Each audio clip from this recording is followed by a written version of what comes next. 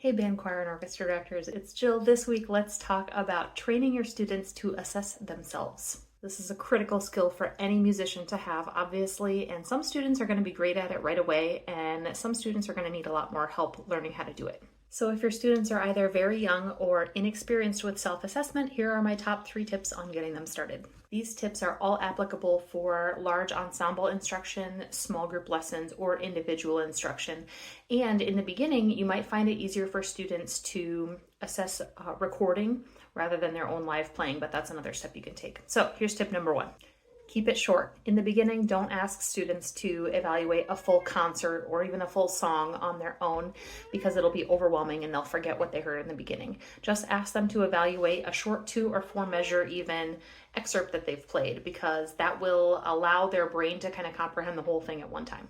Number 2 is to be specific. Ask them for feedback on the rhythm or the phrasing or some other musical concept as a singular item.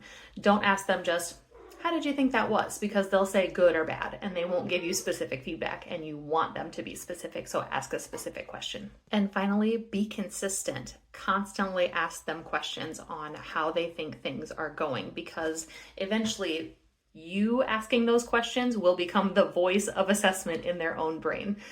Likely you probably had, as a young musician, a teacher who asked a lot of questions and guided you through this assessment, and without knowing it, it became part of your own music practice.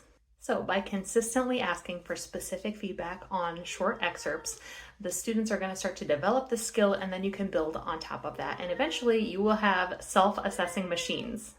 That means less work for you as the teacher. That's it for today's short tip, and make sure you give us a like and a follow, because next week we're going to be talking about assessing yourself not as a musician, but as an educator. Catch you next time.